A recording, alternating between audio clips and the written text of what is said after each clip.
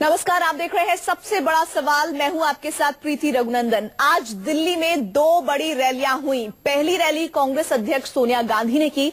सोनिया ने मोदी सरकार और केजरीवाल पर जमकर सीधा निशाना किया, लेकिन सबसे ज्यादा सुर्खियां अगर किसी ने बटोरी तो वो थे प्रधानमंत्री नरेंद्र मोदी। उनका भाषण। मोदी ने अपने भाषण में साफ साफ कहा कि अगर मेरे नसीब से पेट्रोल डीजल के दाम कम हुए तो इसमें बुरा क्या है। ऐसे में बदनसीबों को जिताने की जरूरत क्या है। अब सवाल यह है कि वो बदनसीब कौन है। उनका इशारा केजरीवाल पर था या फिर कांग्रेस पर। इसी मुद्दे पर आज का सबसे बड़ा सवाल है, क्या तकदीर से दिल्ली जीतेंगे मोदी। सवाल ये भी कि क्या जुबानी जंग से ही दिल्ली जीतना चाहते हैं मोदी केजरीवाल। और सबसे अहम सवाल ये कि कीचड़ उछालने में क्या दिल्ली के मुद्दे गुम हो गए हैं। लेकिन पहले आपको दिखाते हैं ये रिपोर्ट।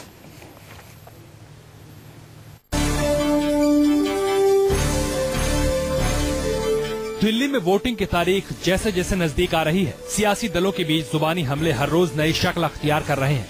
कीचड़ उछालने का खेल इस कदर हावी है कि जनता के दर्द को समझने वाले मुद्दे कहां पीछे छूट गए। नेता चर्चा तक नहीं करना चाहते। बीजेपी के स्टार प्रचारक प्रधानमंत्री नरेंद्र मोदी हो या फिर आम आदमी पार्टी के केजरीवाल या कांग्रेस की सबसे बड़ी नेता सोनिया गांधी, सभी की जुबान आग उगल रही है। यहाँ तो दो दल ऐसे चुनाव लड़ रहे हैं हमारे खिलाफ जिनके बीच में सरकार बनाने के लिए पर्दे के पीछे सौदे होते हैं। भारतीय जनता पार्टी गाली गलौज करके चुनाव लड़ती है। आम आदमी पार्टी मुद्दों की राजनीति करती है, विकास की राजनीति करती है, भ्रष्टाचार खत्म करने की राजनीति करती है। लंबी चौड़ी बातें, खोखले वादे करने जैसे काम भाजपा और आम आदमी पार्टी की कर सकती है। वार पलटवार की सियासत शबाब पर है। जनता तालियां भी पीट रही है, लेकिन असल कहानी ये है कि मुद्दे वोट के शोर में खो गए हैं। आज के चुनावी रण की बात करें तो प्रधानमंत्री मोदी का पहला निशाना केजरीवाल ही थे। वहीं कांग्रेस ने पुरानी जमीन तलाशने में अपने सबसे बड़े चेहरे को मैदान में उतारा तो उनके निशाने पर भी अरविंद केजरीवाल थे। सरकार चलाना, राजनीति करना एक गंभीर जिम्मेवारी होती है। दुख दर्द को सुनना पड़ता है, समझना पड़ता है। भागने से काम नहीं चलता है। कांग्रेस पार्टी ने दिल्ली में एक ऐसी सरकार बनाने के लिए अपना समर्थन दिया था जो अच्छा शासन दे और समाज का भाईचारा कायम रखे, लेकिन नतीजा कुछ और निकला। जिनको हमने समर्थन दिया वे 1.5 महीने भी सरकार नहीं चला पाए, जिम्मेदारी छोड़कर चले गए। साफ है, दिल्ली चुनाव में केजरीवाल की मजबूत दावेदारी ने बीजेपी और कांग्रेस की नींद उड़ा रखी है। शायद यही वजह है कि ऐन वक्त बेदी के नाम पर दांव खेलने वाली बीजेपी को मोदी लहर पर भरोसा करना पड़ा। केजरीवाल ने मोर्चा संभाला तो उनकी जुबानी बमबारी दोनों पार्टियों की तरफ थी। दिल्ली में 3,345 छेड़छाड़ की घटनाएं हुई थी और 2014 में दिल्ली में 4,179 4179 छेड़छाड़ की घटनाएं हुई, यानी कि 25% छेड़छाड़ की घटनाओं में वृद्धि हुई। कहाँ है वह काला धन जिसे हर नागरिक को 15-15 लाख मिलना था। कहाँ है वह रोजगार जो हर नौजवानों को मिलना था। कहाँ है वे कदम जिसे महंगाई कम हो। बीजेपी हो या आम आदमी पार्टी या फिर कांग्रेस, दिल्ली चुनाव जहां मोदी लहर का सबसे बड़ा टेस्ट है, वहीं केजरीवाल अपनी साख बचाने की कवायद में जुटे हैं तो कांग्रेस उस जमीन की तलाश में है जिसके भरोसे उसने दिल्ली पर 15 सालों तक राज किया। लेकिन सवाल यही है कि आखिर इस जुबानी हमलों में सिर्फ कीचड़ ही उछलेगा या असल मुद्दों की बात भी होगी। Bureau report, news 24। चुनाव से महज 5 दिन पहले नसीब वाला और बदनसीब वाला के बीच जंग होती हुई दिखाई दे रही है। ये हम इसलिए कह रहे हैं क्योंकि प्रधानमंत्री नरेंद्र मोदी ने अपने आप को नसीब वाला और विरोधियों को बदनसीब कहा है। देखिए उन्होंने क्या कहा, सुनिए। अगर नसीब के कारण पेट्रोल के दाम कम होते हैं, अगर नसीब के कारण डीजल के दाम कम होते हैं, अगर नसीब के कारण सामान्य मानवी के जेब के पैसे बच जाते हैं, तो फिर बदनसीब को लाने की जरूरत क्या है मेरे भाइयों। चलिए आज इसी पर हम चर्चा करेंगे, नसीब वाला वर्सेस बदनसीब। हमारे साथ खास मेहमान, आइए आपका परिचय इनका करा देते हैं। संबित पात्रा बीजेपी की तरफ से, आशीष खेतान है आम आदमी पार्टी की तरफ से, आलोक शर्मा है स्टूडियो में हमारे साथ कांग्रेस की तरफ से, और रामकृपाल सिंह है वरिष्ठ पत्रकार। आप सभी का स्वागत। संबित, क्या वाकई में अब मौजूदा हालात इस तरह के हो गए हैं कि आपको अपने नसीब पर यकीन करना पड़ रहा है और दूसरों को आप बदनसीब कह रहे हैं? प्रीति जी, बड़े अगर स्पष्ट रूप से आप भाषण को सुनेंगे, गौर से सुनेंगे, तो मोदी जी ने यही कहा कि मेहनत से अगर आप काम करो और अच्छा हो जाए तो ऑपोजिशन उसका श्रेय नहीं देगा, और ऑपोजिशन कहेगी ये तो नसीब था मोदी जी का, नसीब के कारण हो गया, मोदी जी ने काम थोड़े ही किया है। फिर उन्होंने कहा अगर नसीब से ही सब कुछ अच्छा हो जा रहा है तो नसीब को ही चुनिए, बदनसीबी को क्यों चुनना है। मगर फिर भी अगर आप इसे नसीब वर्सेस बदनसीबी का वॉर कर रहे हैं तो मैं ये प्रूव कर देता हूं कि किस प्रकार से हम नसीब वाले हैं और दूसरे बदनसीब है। अच्छा, एक बात बताइए संबित, ये बताइए, वो अपने आप को नसीब वाला कह रहे थे, ये तो स्पष्ट है, लेकिन बदनसीब किसको कह रहे थे? कांग्रेस को कह रहे थे, आम आदमी पार्टी को कह रहे थे? मैं बता रहा हूं, आप थोड़ा धीरज रखिए, मैं अभी स्पष्ट करता हूं। पहला विषय है, एक चाय वाला अगर अपने मेहनत और गुण से मां भारती की सेवा करता है तो वो नसीब वाला, मगर दोनों के लिए कहूंगा, केजरीवाल जी के लिए और राहुल जी के लिए, क्यों वो बदनसीब। एक मां भारती की सेवा करने का मौका मिलता है मगर मेवा खाने की जल्दी में वो भाग जाते हैं, इसी को बदनसीब कहते हैं। अच्छा। और दूसरा, सोने की चम्मच के साथ डायनास्टी में जन्म लेते हैं मगर अपने कर्तृत्वों के कारण पूरे राजघराने का ध्वंस कर देते हैं, वो बदनसीब। स्वाभाविक रूप से अगर आप उस प्रकार से नसीब और बदनसीबी की खेल को देख रहे हैं तो भी मैं बहुत ही आदर पूर्वक कहना चाहूंगा, नसीब हमारे साथ है, बदनसीबी बाकी लोगों के साथ। लेकिन जिनको आप बदनसीब कह रहे हैं वो आपको नेक टू नेक फाइट दे रहे हैं। आशीष खेतान हमारे साथ जुड़ रहे हैं। आशीष, नाम तो नहीं लिया लेकिन बदनसीब कह रहे हैं आपको प्रधानमंत्री। देखिए, मैंने भी बहुत सारे चुनाव देखे हैं पहले पत्रकार की हैसियत से, और प्रधानमंत्री पद पर बैठे व्यक्ति को अपनी गरिमा का ध्यान रखना चाहिए, पद की गरिमा का ध्यान रखना चाहिए। लगातार हम पर हमले हो रहे हैं। पहले हमें कहा गया नक्सली हैं, कहा गया जंगल में चले जाना चाहिए, कहा गया अराजक हैं, कहा गया कि धरने में एक्सपर्ट है, आज कहा गया बदनसीब हैं। मैंने इस तरह का अहंकार पहले भी बहुत राजनेताओं में देखा है, और आज से 4 साल पहले जब अरविंद केजरीवाल ने देश में भ्रष्टाचार के खिलाफ बिगुल बोला था और कहा था कि अब कांग्रेस का भ्रष्टाचार और बर्दाश्त नहीं करेंगे, अब लोकपाल बिल लाना पड़ेगा, तो मुझे याद है कि उस समय कैसे कांग्रेस के नेता, बड़े बड़े दिग्गज नेता अरविंद केजरीवाल को नाली का कीड़ा बुलाते थे। नसीब बनाना और बिगाड़ना जनता के हाथ में होता है, ये हम सबको याद रखना चाहिए। आज ये है कि जनता के लिए कर्म कौन करना चाहता है। 8 महीनों में बीजेपी के कर्म क्या रहे, ये जरा देखिए। महंगाई बढ़ गई, बिजली के दाम बढ़ गए, पानी की किल्लत और बढ़ गई, महिलाओं के खिलाफ अत्याचार और बढ़ गया, और आज चुनाव के ठीक पहले प्रधानमंत्री जी बोल रहे हैं कि मैं नाली खड़ंजों का ध्यान रखूंगा। माफ करिएगा, देश का प्रधानमंत्री देश की विदेश नीति, देश की आर्थिक नीति बनाने के लिए चुना जाता है, और नाली खड़ंजे के लिए देश दिल्ली का मुख्यमंत्री चाहिए। ये देश के प्रधानमंत्री का चुनाव नहीं है। सरकार नहीं चलती है। देखिए, ये बात तब भी कांग्रेस भी कहती थी जब अरविंद केजरीवाल ने 2011 में अन्ना के नेतृत्व में भ्रष्टाचार के खिलाफ आंदोलन जन लोकपाल के लिए छोड़ा था कि ये तो सिर्फ टीवी पे आने के लिए जो है ये आंदोलन कर रहे हैं। हम भ्रष्टाचार के खिलाफ लड़ाई लड़ने आए हैं, सिस्टम को ठीक करने आए हैं। स्वास्थ्य, शिक्षा, पानी, बिजली, महिला सुरक्षा, इन सब मुद्दों पर काम करने आए हैं। ये सब आरोप टीवी और गाली गलौज, ये इस पर चर्चा नहीं करनी चाहिए। मैं ये कह रहा हूं कि प्रधानमंत्री जी और किरण बेदी जी बहस के लिए आ जाए। अगर किरण बेदी जी बहस के लिए नहीं आना चाहती हैं तो प्रधानमंत्री जी अरविंद केजरीवाल से बहस के लिए तैयार हो जाए। टीवी पर बहस हो कि कौन दिल्ली को बेहतर शासन अगले 5 साल दे सकता है। ये चुनाव 2015 में हो रहा है कि 2015 से 2020 के बीच दिल्ली को कौन बेहतर सरकार दे सकता है, महंगाई कौन खत्म कर सकता है, भ्रष्टाचार कौन खत्म कर सकता है। चुनाव इन मुद्दों पर बहस होनी चाहिए, हमारे नसीब पर, हमारे मतलब पर बहस नहीं होनी। आशीष, आपके पास लौटूं, इससे पहले आलोक शर्मा जी का एक बार फिर से रुख कर लेते हैं। आलोक जी, मुझे ये बताइए कि नसीब और बदनसीब के बीच आप खुद को कहां खड़ा पा रहे हैं? देखिए, मैं समझता हूं कि बहस जो है मुद्दों से भटकाने के लिए इस तरह की बहस, प्रधानमंत्री महोदय जी ने इस तरह की शब्दावली का इस्तेमाल किया है। कल के भाषण में भी और आज के भाषण में भी जिस तरह से गरिमा का, अपने पद का ध्यान रखना चाहिए था, कभी कहते हैं गपोड़बाज, कभी कहते हैं वो चमड़ी उधेड़ देते, इस तरह की शब्दावली का इस्तेमाल कर कर आप क्या प्रूव करना चाहते हैं? ये नसीब नहीं, केवल संयोग है कि अंतर्राष्ट्रीय मार्केट में तेल के प्राइसेस कम हो रहे हैं। उन्होंने आज बड़ी विचित्र विचित्र वहां पर बातें कही हैं। आपने जहां तक कहा कि हम कहां खड़े हुए हैं, आज सोनिया जी की रैली में मोदी जी की रैली से डबल लोग आए हैं सुनने के लिए, और हम मुद्दों की बात करना चाहते हैं। जनता तय करेगी हम कहां खड़े हैं।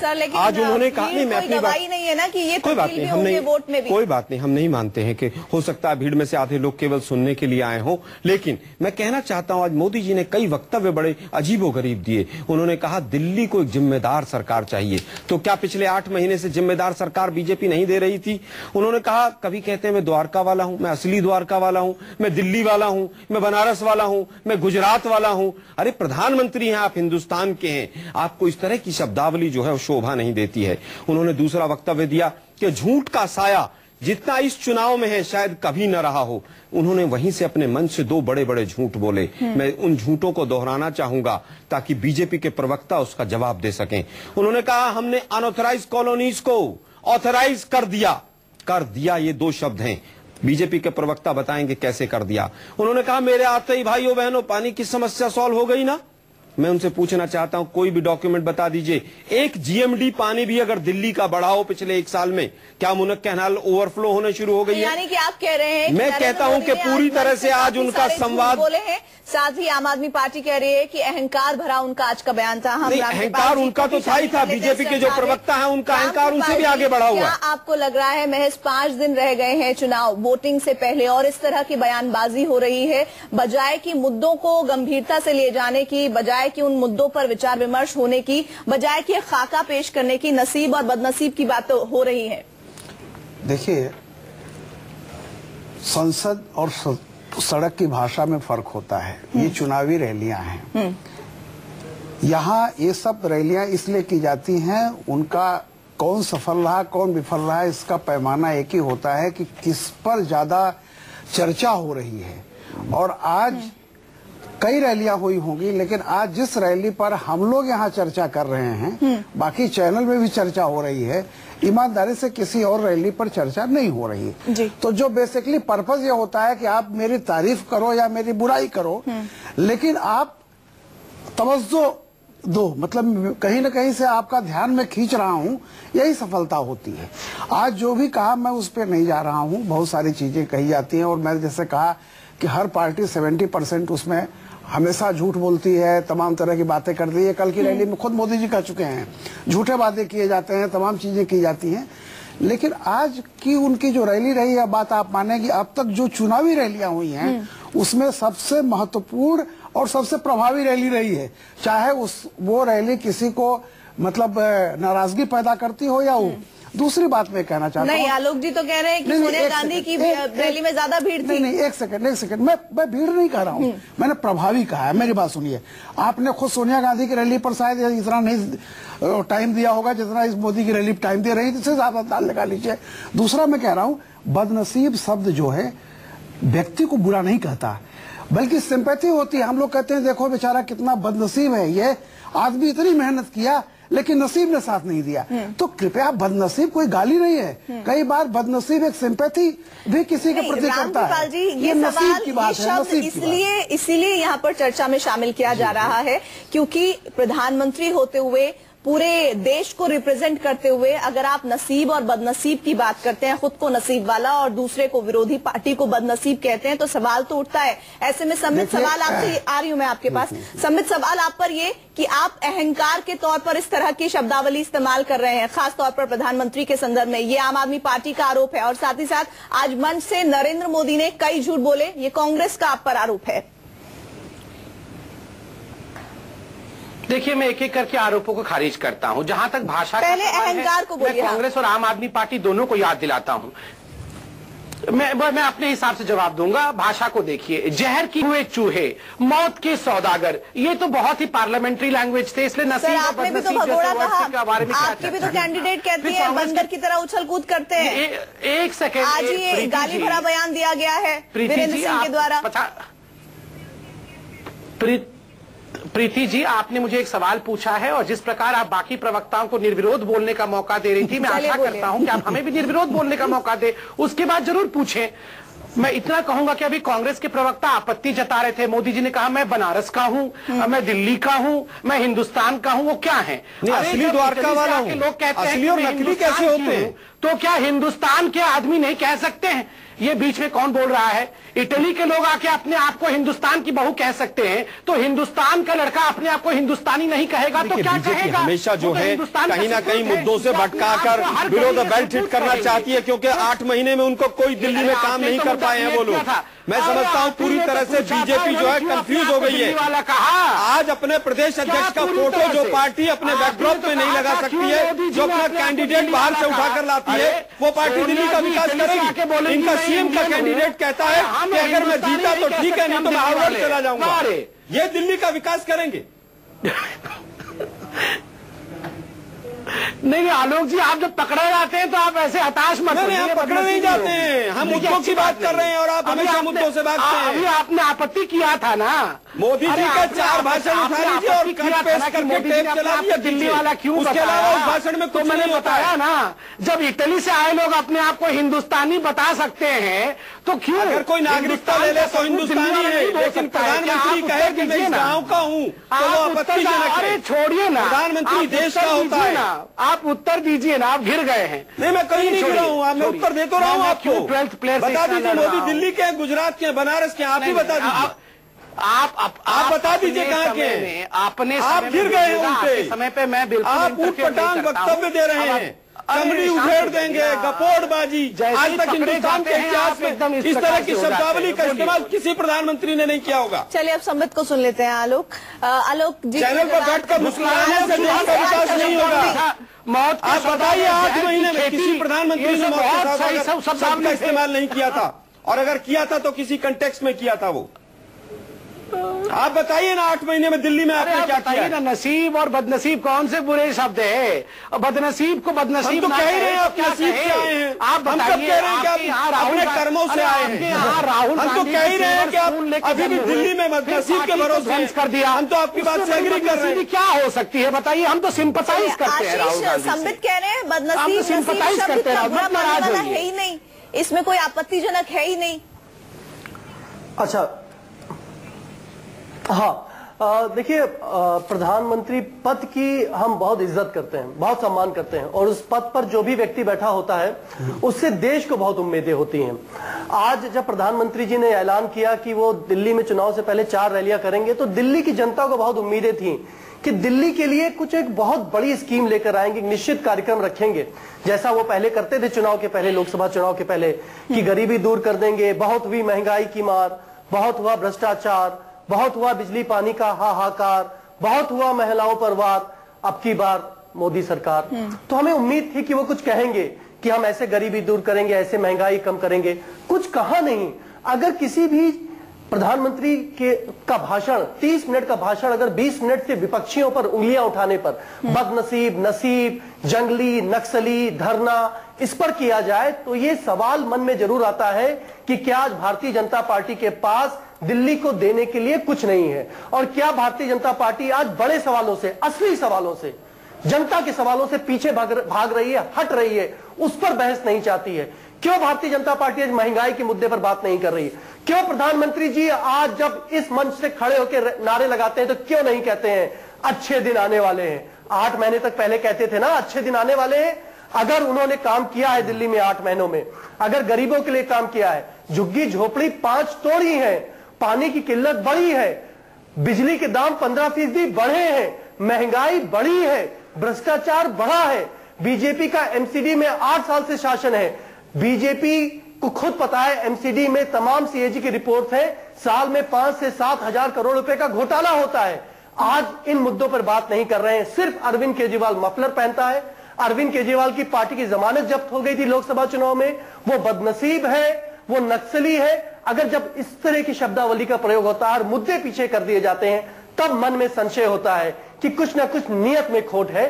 आज सवाल यह है, दिल्ली की जनता जानना चाहती है कि नियत क्या है भारतीय जनता पार्टी की। आपके पास जो असल मुद्दे हैं, 7-8 महीने में आपकी सरकार ने कोई विकास का ऐसा काम नहीं किया, आम आदमी पार्टी का यह आरोप है, और इसीलिए आप नसीब बदनसीब और तमाम तरह के जो शब्द हैं वो इस्तेमाल कर रहे हैं बजाय कि असल मुद्दों पर बात करने के। देखिए प्रीति जी, आज के 30 मिनट के भाषण में अभी आशीष जी कह रहे थे कि कुछ भी वादा नहीं किया और क्या देंगे हमने नहीं कहा। मैं आपको बता दूं सबसे महत्वपूर्ण टेकअवे इस पूरे भाषण का क्या था और क्या देंगे जिसका वादा किया प्रधानमंत्री जी ने। एक जिम्मेदार सरकार देंगे बनिस्बत एक ड्रामा कंपनी, और बहुत स्पष्ट शब्दों में उन्होंने कहा कि दिल्ली के ऊपर राज करने के लिए, दिल्ली के ऊपर शासन चलाने के लिए जिम्मेदारी चाहिए। उसके लिए किसी प्रकार का आडंबर से काम नहीं चलने वाला है, और यही तो कुल मिला के दिल्ली की कहानी है। एक तरफ आडंबर खड़ी है, एक तरफ भ्रष्टाचार खड़ी है, और बीच में शासन खड़ा है। शासन को चुनना है, यही प्रधानमंत्री जी ने पूरे भाषण में रखा है। हमारा प्रश्न ये है संबित जी कि 8 महीने से क्या दिल्ली में जिम्मेदार सरकार नहीं थी? ये बीच में कांग्रेस बोल रही है, बीच में सुनिए ध्यान से क्या बोल रही है कांग्रेस बीच में। और कांग्रेस ये पूछ रही है कि 8 महीने से जिम्मेदार सरकार नहीं थी क्या दिल्ली में? अरे आप बीच में, अरे आपको नहीं सुन रहे हैं, आप अपने समय में बोलिएगा, आप साइड में खड़े रहिए, जब आपका बारी आएगा तब आप बताते क्यों नहीं है? आप कौन है साइड में खड़ा कहने वाले? नहीं बोलते। इतना अहंकार क्यों आ गया आपके अंदर? बंदर के हाथ हल्दी की गांठ लगी और पंसारी बन बैठे। जो आप बात कह रहे हैं, आप अपनी पार्टी के नेता होने के तौर पर ये बात कह सकते हैं कि आज उन्होंने एक स्थायी सरकार देने की बात की, लेकिन हमारे साथ रामकृपाल जी हैं, उनसे हम समझेंगे कि मोदी का आज का भाषण किसके लिए था, कौन उनके इस भाषण में निशाने पर था।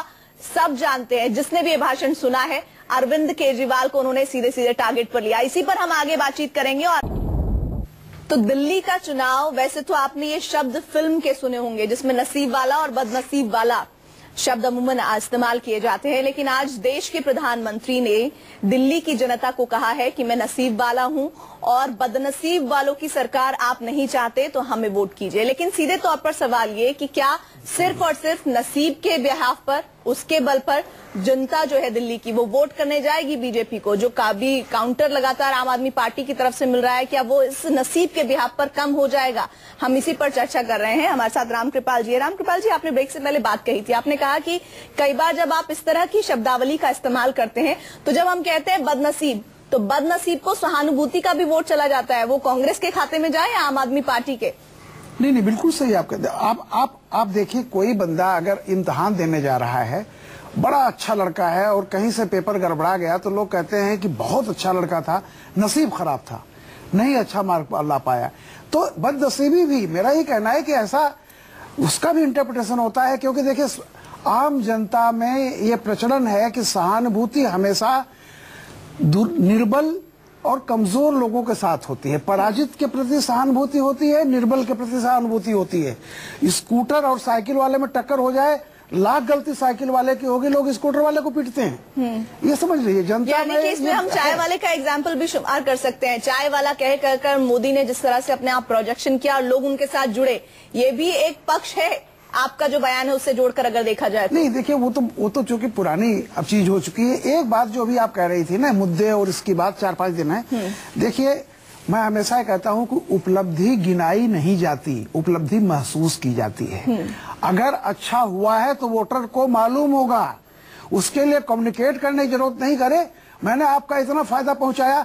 अगर मुझे फायदा पहुंचा ही नहीं है और उस फायदे का मुझे एहसास भी नहीं है तो गिनाने से फायदा नहीं होता। चलिए, आपकी इसी बात का जवाब संबित से ले लेते हैं। संबित, पराजित और निर्बल के साथ कई बार जनता चली जाती है, और अगर इस चुनाव में ऐसा हो गया तो आपको काफी नुकसान हो जाएगा, क्योंकि बीजेपी की पूरी साख, या यूं कहें कि मोदी लहर दांव पर लगी हुई है। देखिए, आपके प्रश्न में ही उत्तर है। आपने कहा पराजित और निर्बल के साथ, जो पराजित हो जाएंगे और 10 तारीख के बाद निर्बल हो जाएंगे तो जनता सहानुभूति देगी और उनके पास जाके उनके घरों में। आपके नेता ने कहा, उसके बिहाफ पर मैं पूछ रही हूँ। मैं ये नहीं कह रही हूँ कि पराजित है आम आदमी पार्टी या निर्बल है कांग्रेस, मैं ये नहीं कह रही हूँ। बदनसीब जो कहा, जैसा कि अभी जस्टिफिकेशन दे रहे थे रामकृपाल जी, उसके बिहाफ पर मैं सवाल पूछ रही हूँ। नहीं, आपके शब्द थे इसलिए मैंने वैसे ही कहा। देखिए, मैं इतना कह रहा हूं कि बदनसीबी के साथ और दुर्बल के साथ सहानुभूति होती है, मगर सहानुभूति वहीं होती है जहां व्यक्ति अलग तरीके से खड़े होता है। खड़ा वो सबल के साथ होता है, खड़ा वो उद्यमी के साथ होता है, और सहानुभूति बगल वाले के साथ रखता है, यार क्या करे, आप हार गए हो, कोई नहीं। ठीक उसी प्रकार दिल्ली की जनता खड़ी मोदी जी के साथ होगी और पराजय के पश्चात सहानुभूति जरूर पराजितों के साथ रखेगी। तो आप तो पहले से ही मान रहे हैं कि आप विजयी हो गए। आशीष कहता ना, आप पराजित है, निर्बल हैं। तो आज आपको भी पता है कि दिल्ली के चुनाव की स्थिति क्या है। पहले ये 300 एमपी लेकर आए, विफल हो गया। उन एमपीज की सभाओं में 10 लोग नहीं पहुंचते थे। बहुत गाली गलौज हुई, रामजादे वर्सेस क्या क्या बातें हुई जिनको इस टीवी चैनल पर मैं दोहरा नहीं सकता हूं। उसके बाद फिर मोदी जी की रैली हुई, एक तरीके से बूमरैंग कर गई। ये लगातार पूरे चुनाव में बैकफुट पे रहे कि इनके पास कोई चेहरा नहीं था सीएम के पद के उम्मीदवार के तौर पे प्रोजेक्ट करने के लिए। फिर ये किरण बेदी जी को लेकर आए। किरण बेदी जी के ऊपर फिर इन्होंने 3-4 दिन बाद जब लगा कि इसे बहुत नुकसान हो रहा है तो उन पर ना बोलने की पाबंदी लगा दी। उसके बाद अब रैली करी और अब हमसे रोज 5 सवाल करते हैं कि हम मफलर क्यों पहनते हैं, हमें कभी बिना कपड़ों के दिखाया जाता है, कभी हमारे बीवी बच्चों का मजाक उड़ाया जाता है, कभी हमें नंगा दिखाया जाता है। मैं ये मानता हूं कि हमारी किस्मत खराब थी। मैं मानता हूं कि हम बदनसीब थे कि 49 दिनों की सरकार चलाने के बाद, ईमानदारी सरकार चलाने के बाद हमने ये सोचा, हमें राजनीति के दावपेच नहीं पता थे। हमें लगा कि अब जनता ने हमारी ईमानदारी देख ली, हमारा इतना अच्छा शासन देख लिया है, अब चुनाव होंगे कल और दिल्ली की जनता हमें 50 सीटें देगी, फिर हमें कांग्रेस की बैसाखी की जरूरत नहीं पड़ेगी। रोज हमारे काम में अड़ंगा लगाया जाता था। वो सरकार जो कोई बिल ना पारित करा पाए, इसके लिए ये तैयारी करते थे। हम कोई बिल नहीं पारित कर पाते थे, हम जनता के लिए कोई काम नहीं कर पाते थे, हम चुनाव चाहते थे। इन्होंने 1 साल दिल्ली में चुनाव नहीं होने दिया। ये दिल्ली की जनता की बदनसीबी है। हमारी बदनसीबी है कि हमें राजनीति के दांव पेच नहीं आते थे, लेकिन अब हमने सबक लिया है। अब इनसे कैसे निपटा जाएगा, भारतीय जनता पार्टी और कांग्रेस से कैसे निपटा जाएगा, उसका बहुत बड़ा लेसन, बहुत बड़ा पाठ हमें मिल गया है। एक चुनाव हम हारे हैं, ये चुनाव जीतेंगे और 5 साल दिल्ली को ऐसा शासन देंगे, दिल्ली की जनता के लिए ऐसा काम करके दिखाएंगे। जब 2019 में देश में चुनाव होगा तो पता चलेगा कि देश की जनता किसका नसीब बनाएगी और किसका नसीब बिगाड़ेगी। 1 साल दिल्ली में सरकार नहीं रही, आम आदमी पार्टी इसके लिए आपको जिम्मेदार ठहरा रही है? नहीं, पहले तो मैं आशीष भाई के पूरे वक्तव्य को सुन रहा था। वो कह रहे थे कहीं उनको नंगा दिखाया जा रहा है, कहीं बच्चों और घर वालों को ले आया जा रहा है। तो मैं आशीष जी को बड़े विनम्रता पूर्वक याद दिलाना चाहूंगा कि 4-5 दिन पहले कुमार विश्वास जी ने किरण बेदी के लिए जो कहा है वो मैं टेलीविजन पे भी नहीं कह सकता हूं। एक 65 वर्ष की महिला के लिए जिस प्रकार के शब्दों का प्रयोग किया गया है, आज हम में से कोई काम आपको भी पता है और जुबान से आपको भी पता है कि वो झूठ है। प्रकार के आप दिखाइए ना उसको। है मैं बोल भी नहीं बोलिए, नहीं झूठ। आपको पता है कि संबित, आपको पता है कि वो झूठ निकला। जो हम अगर वो सच होता, अगर वो सच होता तो सारे टीवी चैनल पे दिखाया जा रहा होता। नहीं। किस तरीके से हताश और निराश है आप लोग कि अब झूठ के सहारे चुनाव लड़ना चाहते हैं। अब अगर आपको लगता है कि वाकई हमने कुछ गलत कहा, नहीं, आपको मैं बता दूं, इतना पूरे टीवी चैनल पर बहस हो रही होती, सबको पता है कि आपने झूठ की शिकायत करी, झूठ का सहारा लिया। ये दिखाता है कि संबित कितने फ्रस्ट्रेटेड है आप हमारे बीवी बच्चों का मजाक उड़ाते हैं, हमें नंगा दिखाते हैं, हमें नक्सली बोलते हैं, और जब आपको कोई मुद्दा नहीं मिलता है तो आप झूठ का सहारा लेते हैं। मैं कह रहा हूं झूठ का सहारा मत लीजिए, सच के बिना पर बहस करिए, प्रोपेगेंडा मत करिए, एजेंडा लेकर आइए, एजेंडा लेकर आइए। मैं ये कह रहा हूं संबित कि आपने इलेक्शन कमीशन को जाकर शिकायत करी, अगर आपकी शिकायत में रत्ती भर भी सच होता तो हमें नोटिस आया होता और रैली खत्म हो गई तो बता दीजिए, हमसे सवाल पूछ रहे होते। मैं ये पूछ रहा हूं कि आज टीवी चैनल पर, अखबार में हमसे एक सवाल भी नहीं पूछा जा रहा। ये दिखाता है कि आपकी शिकायत झूठ निकली, झूठी शिकायत थी, झूठी शिकायत थी। हमने वो वीडियो रिलीज किया, हमने जनता के बीच में वीडियो डाला कि कहां ये बताइए कि हमने किसी का अपमान किया। आप जिस बयान का जिक्र कर रहे हैं, सम्मान करते हैं, वो अभी हम थोड़ी देर में हम चलवाएंगे। कुमार विश्वास ने क्या कहा था वो भी सुनवाएंगे और फिर उस पर संबित पात्रा से स्पष्टीकरण लेंगे कि उसमें क्या खराब और क्या सही है। लेकिन संबित कहीं ना कहीं ऐसा तो साफ झलक रहा है कि कीचड़ उछालने की राजनीति के अलावा असल मुद्दे कहीं गुम से हो गए हैं दिल्ली के। प्रीति जी, पहले तो आप ये डिबेट में रैली बीच बीच में मत कराइए। जब मुझसे पूछा जाए तो मैं अपना विषय रख लूं, उसके बाद रैली करने की इजाजत आप दीजिए, ये उचित नहीं है। सर, कोशिश और तो आपको मेरी ये भी यही मैं याद दिला दूं कि कुमार विश्वास जी ने नर्सों के लिए, हाँ नहीं मुझे नहीं लग रही है, सबको लग रही है। बाकी दूसरी बात है कि कुमार विश्वास जी ने साउथ इंडिया की नर्सों के लिए क्या कहा, कुमार विश्वास ने क्या कहा था? समित उन्होंने कुमार विश्वास ने क्या कहा था, पहले वो सुन लेते हैं, फिर आपसे उस पर जवाब भी लेंगे। एक मिनट, आप क्यों सुन लेते हैं। दो अपराध अरविंद केजरीवाल के, एक तो मफलर पहनता है, मैं तेरा छीन लिया क्या? दूसरा भाजपा क्या कहते हैं, अरे खांसता बहुत है, मैंने कहा तुझे इसके बेडरूम में सोना, नहीं खांसता है तो इसके घर वालों को प्रॉब्लम हो, दवाइयों का समस्या होगी, ये समस्या दो ढूंढ के लाए। संबित, सुना आपने कुमार विश्वास ने क्या कहा? अब आपकी आपत्ति क्या है, बताइए। नहीं, आपने किसके बेडरूम के बारे में क्या कहा ये जनता देख चुकी है और इससे शिकायत भी हो चुका है। एक 65 वर्ष की महिला के बेडरूम के बारे में बात करना और इस प्रकार से बात करना, पूरे कंटेक्स्ट को दिखाइए, हम सबने सुना है। आप ये बता, नहीं कोई पकड़ा नहीं गया है, आपने पूरा सुनाया भी नहीं है प्रीति जी। हम लोगों के पास अनएडिटेड पूरा वीडियो है, वो इतना अश्लील है कि सुनाया नहीं जा सकता है। और दूसरा, केरला की नर्सेस के लिए साउथ इंडिया महिला, एक सेकेंड शांत हो जाइए, साउथ इंडिया की महिलाओं के लिए क्या कहा था कुमार विश्वास, याद है ना? काली पीली महिलाएं कहा था कि नहीं? माफी मांगी थी कि नहीं? महिलाओं के लिए काली पीली जैसे शब्द करना जस्ट बिकॉज कि वो साउथ इंडिया की हमारी बहनें हैं, बड़ा उचित शब्द था, वो बहुत सही शब्द था। क्या उसके लिए कुमार विश्वास ने माफी नहीं मांगी थी? आप बताइए, आशीष से मैं पूछता हूँ, माफी मांगी थी नहीं मांगी? सांसद है, क्या कहा है आज उन्होंने? सुना है ना आपने क्या कहा है आज उन्होंने? नहीं, आप आम आदमी के जंग और गाली गलौज और आप आम आदमी के स्पोक्सपर्सन की तरह क्यों बात कर रही? नहीं प्रीति जी, आप आम आदमी के स्पोक्सपर्सन की तरह मत बोलिए। आशीष बोले तो ठीक रहेगा, मैं तो आपसे आशीष बोले तो ठीक रहेगा। जो बयान सामने आया उसमें आपकी आपत्ति क्या है? रामकृपाल जी, आप बताइए। नहीं, मुझे किस पे सवाल? मैं ये पूछ रही हूँ, जैसे संबित कह रहे हैं कि उन्हें ऐसा लग रहा है कि आम आदमी पार्टी के पक्ष को रखा जा रहा है। मैंने उनसे पूछा, सीधे बाइट सुनवाई, और सीधे सवाल ये कि क्या आपत्ति क्या है, तो उन्होंने कहा वो हमने शिकायत कर दी है। तो मैंने कहा वीरेंद्र सिंह का बयान, उन्होंने बोला कि दक्षिण भारत की नर्सेस को लेकर उन्होंने अभद्र टिप्पणी की, उसको माफी मांगी, वो ठीक है। लेकिन वीरेंद्र सिंह ने आज जो कहा, उन्होंने तो सीधे सीधे गाली गलौज की है अरविंद केजरीवाल को लेकर। देखिए, एक मुहावरा, और वो बयान है, वो हम सुनवा सकते हैं, वो सुन लेते हैं क्या कहा है वीरेंद्र सिंह ने, सुनिए। 2,16,000 लोगों ने इसके धोखा में फंसकर इसको मतदान किया, लेकिन 8 महीने हो गए चुनाव के बाद। आप पूछिए कि काशी के किसी मतदाता से पूछने भी धन्यवाद भी देने गए थे क्या? नहीं गया। संबित, आपके सांसद सीधे सीधे मन से गाली दे रहे हैं, इसको जस्टिफाई करेंगे आप?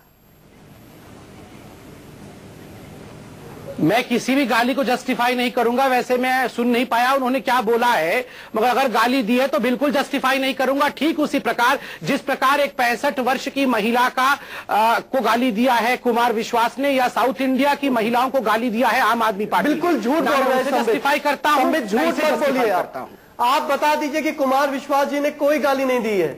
आप झूठ का सहारा मत लीजिए। आपने महिलाओं के बारे में क्या क्या नहीं कहा? बच्चे नहीं जानता है क्या हो रहा है, कर रही है पूरी तरह से, और दिल्ली की जनता को मुद्दों से भटका रही है। और आपने अपने इतने गंदे मुख्यमंत्री दे रहे हैं कि बयानों का महिलाओं से बचाव कर रहे हैं, ये बहुत निंदनीय है। हिंदुस्तान के लोकतंत्र के लिए गालियां दी जा रही हैं, बेडरूम की बात की जा रही है, और आशीष खेतान जी मुस्कुरा कर कह रहे हैं कि उसको बयान को रिपीट करवा दीजिए। अरे किस तरह की राजनीति आप कर रहे हैं? आपको दिल्ली की जनता पूरी कह रही है कि आप पूरा ड्रामा कंपनी है, इसके अलावा कुछ नहीं है। बीजेपी के सांसदों की तो आदत है कि उनको तो इस तरह के शब्द बोलने हैं, और वो जानबूझकर बोलना चाहते हैं ताकि विवाद बने। आज मुद्दों पर कोई भी बात कर रहा है तो केवल कांग्रेस पार्टी विकास की बात कर रही है दिल्ली के अंदर। मैं पूछना चाहता हूं, जो पार्टी 8 महीने पहले लोकसभा में अपना घोषणा पत्र लाई थी, आज वो दिल्ली के लिए अपना घोषणा पत्र भी क्यों नहीं प्रस्तुत कर पा रही है? इस पर क्यों नहीं विवाद करते हैं? मैं पूछना चाहता हूं पार्टी केजरीवाल से, अगर आप इतने ही अच्छे थे और आपने अगर मुद्दों पर ही शासन छोड़ा था तो फिर जनता के दरबार में जाकर आप माफी क्यों मांगते हैं? मैं बीजेपी से पूछना चाहता हूं, मोदी जी ने आज बिजली का, पानी का कोई जिक्र तक क्यों नहीं किया कि हमने 30% दाम क्यों बढ़ा दिए? अरे मुद्दों की बात करो। दिल्ली के 360 गांव के लिए आपने बजट में क्या दिया, उसकी बात करो। आप बात करते हैं, शब्दों को लेकर बैठ जाते हैं, कौन खुशकिस्मत, कौन बदनसीब। जिस दिन इंटरनेशनल मार्केट में प्राइस बढ़ेंगे उस दिन हम इन्हीं बीजेपी के प्रवक्ताओं से पूछेंगे कि किसकी किस्मत खुली और किसकी फूटी, क्योंकि आपने तो डीजल और पेट्रोल दोनों डीरेगुलराइज कर दिया है। जिस दिन प्राइसेस बढ़ेंगे उस दिन जनता की किस्मत फूटेगी। रामकृपाल जी, एक बहुत ही कम समय में आपसे कमेंट चाहूंगी। आपको नहीं लगता कि इस चुनाव के दौरान कीचड़ उछालने की राजनीति ज्यादा हो रही है? देखिए, मैंने जैसा आपसे पहले भी कहा था, ये कोई पहली बार नहीं है। देखिए, चुनाव सभाओं में चुनाव के दौरान थोड़ी बहुत लिबर्टी दी जाती है, थोड़ा लाइट मूड में होता था, थोड़े आरोप प्रत्यारोप होते थे। ये परंपरा वाजपेयी जी के जमाने से, नेहरू जी के जमाने से चली आ रही है। लेकिन मैं उसी पर आ रहा हूँ। लेकिन ये जो थोड़ी बहुत छूट मिलती थी संसद के मुकाबले, सड़क के लिए जो थोड़ी बहुत छूट की सीमा थी, वो लगातार हर चुनाव में बढ़ती गई। अब वो एक ऐसे गिरावट के स्तर पे पहुंच गई है जहां चुनाव इलेक्शन कमीशन को, और मैं खुद कहता हूं कि जितने भी राष्ट्रीय दल हैं, अगर इनको खुद को बैठ करके विचार करना चाहिए कि आप एक सीमा तय करें कि किस सीमा तक आप जाएंगे। पर्सनल आक्षेप भी कुछ हद तक जायज थे, लेकिन अब जो है, अब तो जिस तरह की भाषा का प्रयोग हो रहा है, जब आप उन शब्दों को टेलीविजन पर नहीं कह सकें तो आप समझिए कि पानी हद से ज्यादा गुजर चुका है। संजीदगी से लेने की आवश्यकता है इन तमाम मसलों को, और साथ ही साथ इसमें कोई भी दूध का धुला नहीं है। आलोक जी, मैं आपको याद दिला दूं, 22 दिसंबर की वो तारीख जब जयकिशन, जो कि आपके पूर्व विधायक हैं, उन्होंने भी इसी तरह की गाली गलौज की थी। हालांकि वो बयान अभी हमारे पास नहीं है, लेकिन अगर आप कहीं भी सर्च करेंगे तो आपको शायद इसकी जानकारी हो जाएगी। मैं वैसे बता रही हूँ कि कोई भी पार्टी दूध की धुली नहीं है। और सबसे बड़ा सवाल ये है कि मुद्दे कहाँ हैं जिन पर चर्चा होनी चाहिए। सम्मित, एक बार फिर से मैं आपके पास आ रही हूँ। जब हम कहते हैं कि नसीब मेरे हक में है और बदनसीब दूसरे हैं, तमाम चीजें, वो इस तरह की बात अगर देश के प्रधानमंत्री करते हैं, तो कहीं ना कहीं वोटर जो आपका है वो ये नहीं सोचेगा कि हम इन्हें नसीब के बिहाफ पर वोट देने जा रहे हैं या विकास के नाम पर वोट देने जा रहे हैं, क्योंकि आपका घोषणा पत्र भी नहीं आया, विजन डॉक्यूमेंट की बात आप लगातार जरूर कर रहे हैं। देखिए प्रीति, बड़ा दुखद विषय है कि एक प्यूराइल विषय को नसीब वर्सेस बदनसीब हमने बनाया हुआ है। प्रधानमंत्री जी ने क्या कहा ये समझने की आवश्यकता है। प्रधानमंत्री जी ने कहा अच्छे दिन आ रहे हैं, अच्छी शासन चल रहा है, और ऑपोजिशन जब भी कुछ अच्छा होता है तो ये कहती है ये मोदी जी ने मेहनत से थोड़ी किया है, ये उद्यम से थोड़ी हुआ है, ये तो नसीब अच्छे थे तो अच्छा हो गया। तो उन्होंने उसमें सरकाजम लेते हुए कहा अगर नसीब सही सब कुछ हो रहा है तो दिल्ली में भी अच्छे नसीब